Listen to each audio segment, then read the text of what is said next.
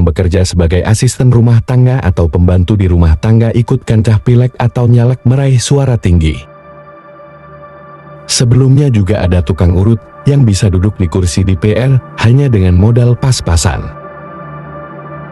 Sebelumnya Yuni Sri Rahayu umur 41 tahun adalah pekerja rumah tangga atau istilah kerennya asisten rumah tangga ART yang maju sebagai anggota legislatif atau caleg Dewan Perwakilan Rakyat Daerah DPRD DKI Jakarta Daerah Pemilih Dapil 7. Kemudian sebelumnya ada juga tukang urut yang jadi anggota DPRD hanya dengan modal minim atau pas-pasan.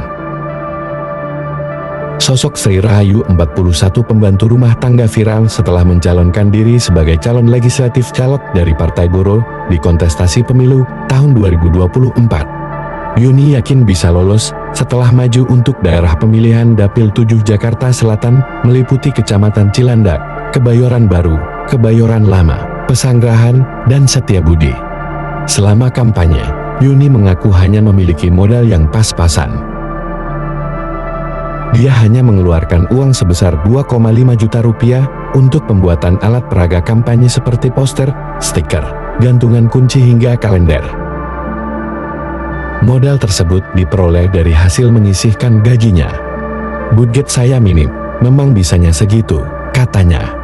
Meski bersaing dengan caleg-caleg berlatar belakang mentereng dan modal selangit, Yuni tak gentar. Ia memiliki tujuan yang mulia untuk menjadi seorang wakil rakyat. Yuni ingin memperjuangkan nasib pekerja rumah tangga PRT yang masih kurang sejahtera dan dianggap sebelah mata. Ia ingin berjuang menyusun rancangan Undang-Undang Perlindungan Pekerja Rumah Tangga RUU PPRT. Dengan RUU PPRT, para pembantu rumah tangga bisa mendapatkan perlindungan lebih baik saat mengalami masalah atau memberikan jaminan atas ketentuan kerja. Itu yang mengatur di mana di dalamnya ada hak dan kewajiban para PRT dan pemberi kerja. Di situ banyak diatur tentang jam kerja, jaminan sosial, perlindungan PRT kalau menghadapi problem dari majikan atau pemberi kerja, mengatur juga PRT yang dipekerjakan secara langsung oleh majikan atau yayasan, ungkap Yuni.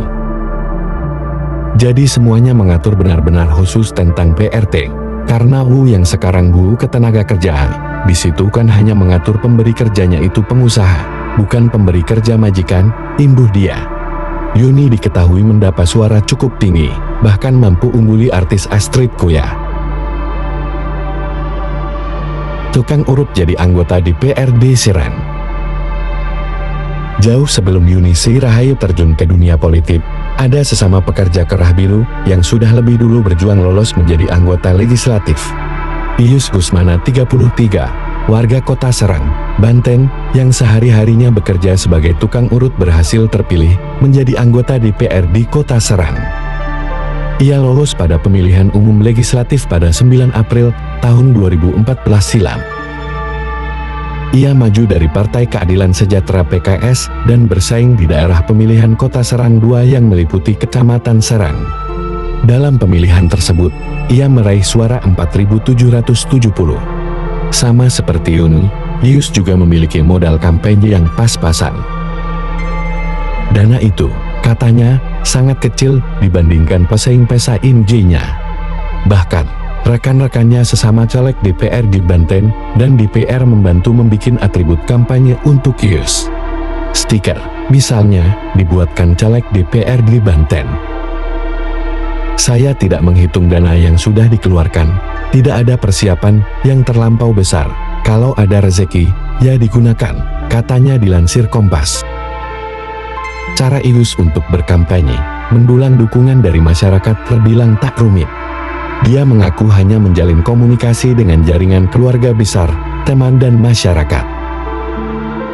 Warga menilai Ius merupakan sosok yang ramah, santun, dan mudah bergaul, sehingga banyak yang menyukainya. Dalam pemberitaan yang dimuat di situs resmi PKE, setelah terpilih, Ius Gusmana pernah dipercaya oleh anggota fraksi lain menjadi pimpinan komisi di DPRD Serang.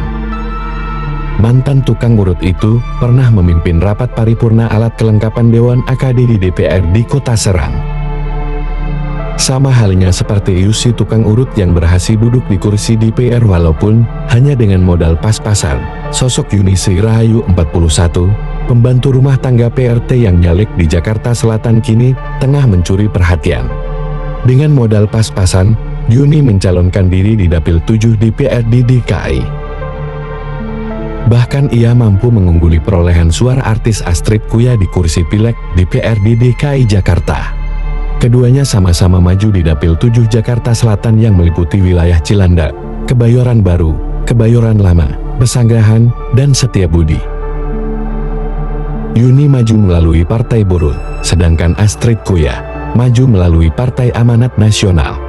Meski kalah jauh dalam hal popularitas dibandingkan Astrid Kuya, Yuni sejauh ini mampu mengungguli istri Uya Kuya itu di perolehan suara sementara versi KPU.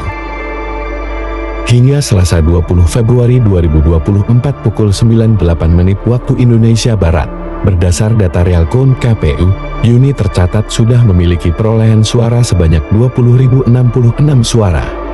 Sedangkan Astrid Kuya memiliki perolehan 19.890 suara. Meski demikian, jumlah ini masih bersifat sementara.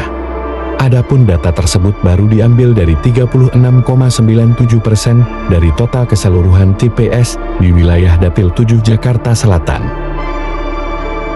Cuma punya modal pas-pasan. Saat ditemui Tribun Jakarta di rumahnya beberapa waktu lalu, Yuni mengakui bahwa dirinya hanya maju sebagai caleg dengan dana pas-pasan alias seadanya. Bahkan dengan modal seadanya itu, Yuni mengibaratkan dirinya seperti caleg duafa. Kalau saya sendiri dari Partai Buruh kan kita bilangnya caleg duafa ya, yang istilahnya nggak punya modal, walaupun punya modal istilahnya dari pribadi sendiri, sebisa kita, saya menyiasatinya dari upah saya sedikit demi sedikit, kata Yuni beberapa waktu lalu. Yuni hanya menjalani apa yang harus dilakukan sebagai caleg dengan kemampuannya yang penuh keterbatasan. Untuk membuat alat peraga kampanye APK saja, Yuni hanya mengeluarkan uang kisaran 2,5 juta rupiah. Uang tersebut disisihkan Yuni sedikit demi sedikit dari hasil dirinya bekerja sebagai pembantu rumah tangga. Uang itu dipakai Yuni untuk membuat alat peraga kampanye APK seperti poster, stiker, gantungan kunci dan kalender. Bahkan Yuni bercerita, sempat mendapat tindakan diskriminasi di lingkungan rumahnya. Ia dilarang untuk melakukan sosialisasi oleh ketua RT setempat.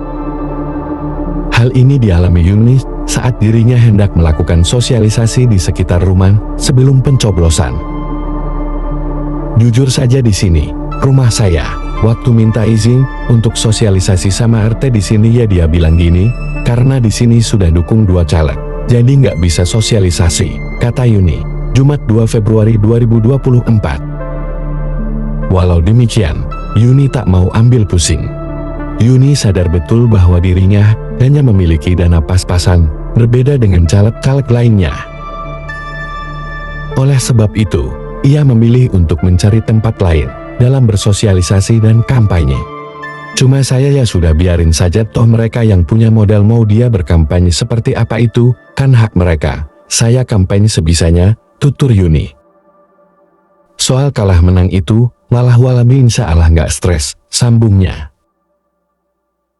Perjuangkan nasib pekerja rumah tangga PRT. Yuni bercerita, tujuan dirinya maju sebagai caleg untuk memperjuangkan nasib pembantu rumah tangga PRT. Sebagai seorang PRT, Yuni paham betul berbagai risiko yang kerap dialami orang-orang seprofesinya. Untuk itu, ia ingin memperjuangkan hak-hak PRT agar bisa bekerja dengan layak dan nyaman demi keluarga di rumah. Itulah yang membuat saya mau nggak mau, siap nggak siap, ya sudah saya mau jadi caleg, kata Yuni. Yuni menuturkan, PRT sangat rentan mengalami masalah baik kepada majikan, yayasan, atau pemberi kerja. Kasus kekerasan hingga diskriminasi terhadap PRT bahkan masih kerap terjadi. Hal ini pun pernah dialami Yuni terhadap majikannya. Belum lagi soal kasus pelecehan, masalah jam kerja, gaji yang tidak sesuai, atau jaminan sosial yang tidak ada kejelasan. Kata Yuni, sejauh ini para PRT hanya dilindungi oleh Undang-Undang UU Ketenagakerjaan. Padahal, aturan ini saja dinilai belum cukup untuk melindungi para PRT. Dengan rancangan Undang-Undang Perlindungan Pekerja Rumah Tangga RUU PPRT, para pembantu rumah tangga dinilai bisa mendapatkan perlindungan lebih saat mengalami masalah atau memberikan jaminan atas ketentuan kerja. Hal ini yang kemudian ingin diperjuangkan oleh Yuni. Itu yang mengatur di mana di dalamnya ada hak dan kewajiban para PRT dan pemberi kerja. Di situ banyak diatur tentang jam kerja, jaminan sosial, perlindungan PRT kalau menghadapi problem dari majikan atau pemberi kerja, mengatur juga PRT yang dipekerjakan secara langsung oleh majikan atau yayasan, ungkap Yuni. Jadi semuanya mengatur benar-benar khusus tentang PRT, karena yang sekarang ketenaga kerjaan, di situ kan hanya mengatur pemberi kerjanya itu pengusaha, bukan pemberi kerja majikan, imbuh dia. Dapatkan informasi terbaru, terupdate, viral hari ini dari kami dengan berlangganan. Klik gabung, maka pelanggan akan dapat info terbaru, terupdate, viral hari ini dari kami tentunya. Terima kasih sudah dukung channel Bang Rezi Official, terus dukung dengan tonton full, like, komen, subscribe, dan share sebanyak-banyaknya. Terima kasih, sehat selalu teman-teman dan keluarga di rumah.